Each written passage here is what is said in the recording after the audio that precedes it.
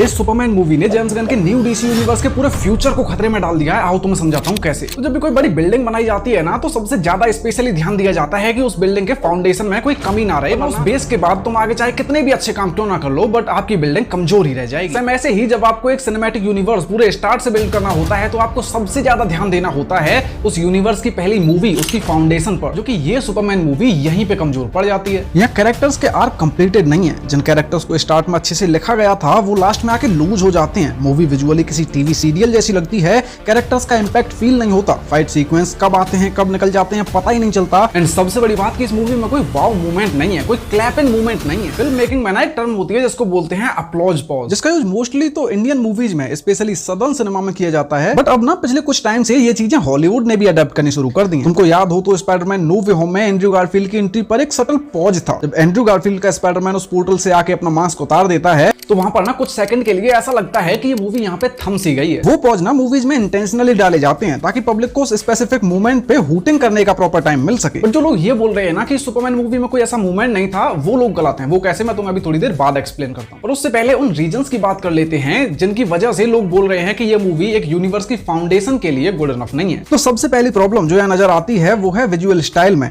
Trailers के time से ही एक बात तुमने काफी रिपीटेडली सुनी होगी कि ये मूवी किसी टीवी सीरियल की तरह फील होती है। थोड़े से ओवर सैचुरेटेड कलर्स, थोड़ी सी एक्स्ट्रा ब्राइटनेस, थोड़ी सी नियॉन लाइटिंग। तो देखो, ये ना जेम्स गन का मूवी बनाने का स्टाइल है, ये उनका कलर पैलेट है। जैसे जैक स्नाइडर अपनी मूवीज को थोड़ी सी अंडर सैचुरेटेड, थोड़ी सी डार्क रखना पसंद करते हैं, जेम्स गन अपनी मूवीज को ब्राइट रखना पसंद करते हैं। It's as simple as that. जो भी लोग बोल रहे हैं कि ये मूवी किसी टीवी सीरियल की तरह लग रही थी, भाई तू नेट पिकिंग कर रहा है, ठीक है, बस रहने दे। मैं बोल रहा हूं नहीं है। एक सुपरमैन मूवी, एक कॉमिक एक्यूरेट सुपरमैन मूवी का कलर पैलेट जो होना चाहिए वो यही है, जिसके ऑलमोस्ट हर एक फ्रेम से होप एंड ऑप्टिमिज्म की फीलिंग आए। एंड ऐसे ही जेम्स गन का एक और सिग्नेचर स्टाइल है कि वो अपनी एक मूवी में मल्टीपल कैरेक्टर्स को काफी सीमलेसली ब्लेंड करके दिखाते हैं। एंड सबसे बड़ी बात, वो कभी भी अब्रप्ट या अंडर यूज्ड नहीं लगते। एंड ये आदमी ऐसा इसलिए करता है क्योंकि वो कर सकता है। एंड भाई इट्स अ टैलेंट। जो भी लोग ट्रेलर्स के टाइम से ही बोल रहे थे कि एक ऐसी मूवी में जहां सबसे पहले तो आपको अपने सुपरमैन की ओरिजिन एंड यूनिवर्स का सेटअप एंड पूरा बेस क्रिएट करना है, वहां आप मूवी के मेन कैरेक्टर, उसकी लव लाइफ, फीमेल लीड, उसके parents, then main villain, then side villains, then side characters, इन सब के साथ साथ Guy Gardner, Mister Terrific and Hawkgirl को क्यों ही दिखाओगे, वो भी अपनी उस मूवी में जिसका रन टाइम विदाउट क्रेडिट्स पूरे 2 घंटे का भी नहीं है। एंड वो भी तब जब लोग इन नए कैरेक्टर्स को बहुत अच्छे से जानते भी नहीं है। उनको भी सेटअप करने के लिए तुम्हें थोड़ा सा टाइम तो लगेगा। बट मैं इस चीज को लेकर स्टार्ट से ही श्योर था कि जेम्स गन ये कर लेगा, because we know how good he is at handling multiple characters at the same time. तुम गार्डियंस देख लो या फिर पीस मेकर देख लो, he is damn good at that. And Superman में भी उसने कोई डिसअपॉइंट नहीं किया इस मामले में।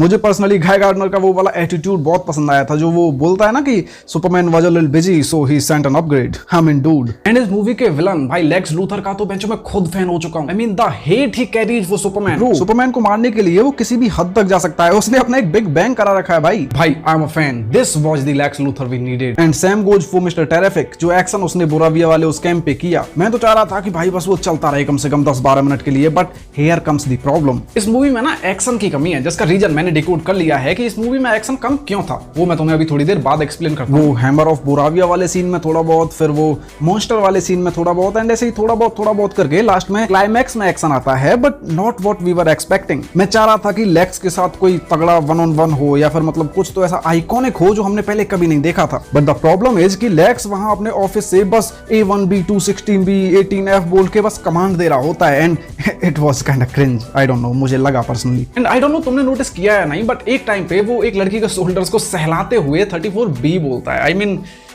I see what you did there, Mr. Gunn. And जो मैं अभी बोल रहा था कि इस मूवी में एक्शन की कमी का रीजन मैंने डिकोड कर लिया है, चलो तुमको वो भी एक्सप्लेन कर देता हूँ। तो इस मूवी का रन टाइम कम होने की वजह से इस मूवी से काफी सारी चीजें हटा ली गई हैं, एंड एक्शन भी उन्हीं में से एक है। यहाँ आप एक क्लियरली नया सुपरमैन लेकर आ रहे हो, आपको उसकी ओरिजिन स्टोरी एंड बाकी चीजें भी स्टेब्लिश करनी है, जिसके भी ऊपर से जब आप एक पूरा नया डीसी यूनिवर्स खड़ा कर रहे हो, तो आपको उसके भी कुछ कैरेक्टर्स को यहाँ पे सेटअप देना ही होगा। एंड इसी मूवी से आपको वार्नर ब्रोस को भाई पैसे भी कमा के देने हैं, तो आपको मूवी का रन टाइम भी छोटा रखना पड़ेगा ताकि मूवी के सोच थोड़े एक्स्ट्रा लगाए जा सके। और फिर इसी चक्कर में आप मूवी की स्टोरी एंड रिदम को तो नेल कर लेते हो, जिस काम में आप माहिर हो, मल्टीपल कैरेक्टर्स को एक साथ सीमलेसली ब्लेंड करने में आप वो भी बहुत अच्छे से कर लेते हो। बट इसकी वजह से आपकी मूवी में एक्शन की तरह कुछ और चीजें भी आपको सैक्रिफाइस करनी पड़ जाती है। एंड अपलॉज पॉज भी उन्हीं में से एक है। मूवी की स्टोरी बहुत टाइट चलती है, कहीं भी उसकी ग्रिप ढीली नहीं होती, रिदम अनबैलेंस नहीं होती। मूवी तुम्हारा इंटरेस्ट बना के तो रखती है, बट इतनी ज्यादा टाइट ग्रिप होने की वजह से मूवी आपको कोई ब्रेक नहीं देती, किसी जोक पे आपको हंसने का मौका नहीं देती, किसी मासी मूवमेंट पे पब्लिक पब्लिक को हूटिंग करने का मौका नहीं देती, जिसकी वजह से जब आप थिएटर से बाहर निकलते हो तो आपको ये रहता है कि आपने कुछ अच्छा देखा, आपने कुछ यूनिक देखा, आपने कुछ अच्छा सिनेमा देखा, बट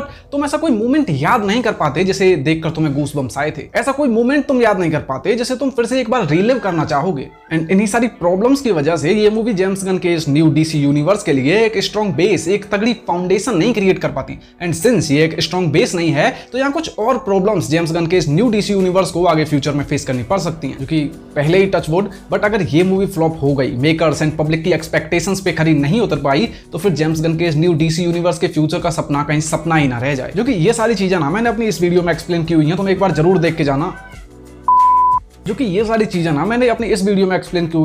एक बार जरूर देख के जाना, तुम्हें पता लगेगा कि ये मूवी एक फ्लॉप होने का रिस्क क्यों नहीं ले सकती। Why this Superman movie can't afford to be a flop।